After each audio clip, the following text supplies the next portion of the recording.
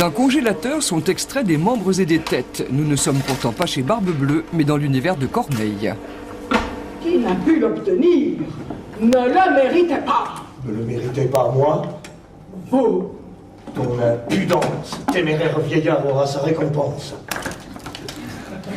Chef, il prend ma vie après un tel affront. Le premier dont ma race ait vu rougir son front. Et que penses-tu faire avec tant de faiblesse? Autour d'Émilie Valentin, le théâtre du Fuste, basé à Montélimar, a toujours déployé des trésors d'imagination. En donnant cette fois à ses marionnettes une chair de glace qui subit pendant le spectacle un vieillissement véritablement mortel, il se surpasse.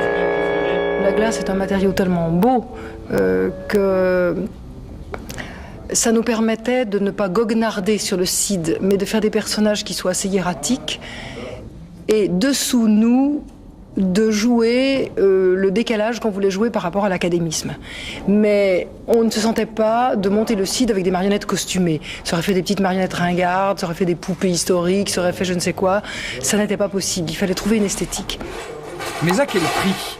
Dans la remorque de congélation qui suit la tournée, ici à Chambéry pour la semaine, les marionnettes passent 7h30 à moins 25 degrés dans leurs moules en latex traversés de drains pour installer les tiges de manipulation. Puis elles sont percées et vidées de l'eau qui reste pour obtenir des effets de transparence. Elles sont ensuite ébarbées des scories et replacées au congélateur en attendant le lever de rideau. Des heures et des heures de travail chaque jour pour un accouchement réussi. C'est le bras que t'avais. Le bras. La tête elle arrive parce que j'ai pas fait, elle arrive. Qu'est-ce que ça a été les difficultés les pires?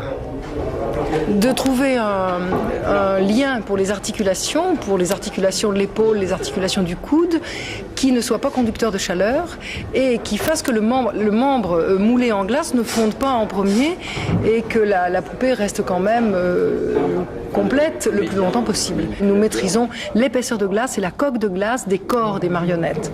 Mais quelquefois, nous aimons les avoir transparentes et quelquefois, nous sommes à la limite du risque et de l'accident, c'est-à-dire de la casse. Et elles sont différentes selon l'eau. C'est-à-dire que dans chaque ville où nous passons, la minéralité ou la composition de l'eau change l'aspect de la glace. C'est une surprise chaque jour. Pour les filages, des doublures en résine sont utilisées et pour cause. Quant au marionnettiste, son rapport au personnage devient évidemment différent.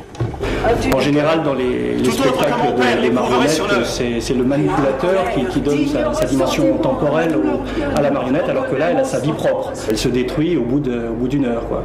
Donc c'est toujours la première et la dernière représentation pour les personnages. Qui t'a rendu si vain, toi qu'on n'a jamais vu les armes à la main? Les pareils à deux fois ne se font point connaître. Et pour leur coup d'essai, voilà des coups de maître! Empreint d'une distanciation permanente, avec un texte raccourci qui fait de ceci d'un florilège de morceaux choisis, ce spectacle qui intègre les musiciens au verbe laisse souvent les manipulateurs à vue. Il les soumet donc aux mêmes contraintes que les comédiens classiques. Je pense que pour ce spectacle, il y a effectivement un travail sur l'apparence qui a été fait, plus particulièrement. Ils savent aux dépens de leur plus digne tête combien votre présence assure vos conquêtes. Vous n'avez rien à craindre et rien à négliger. Piteuse en fin de parcours, les apparences continuent à fasciner. L'équipe finit par mettre un terme à l'agonie des héros et prépare aussitôt la relève. Demain, le rêve pourra recommencer.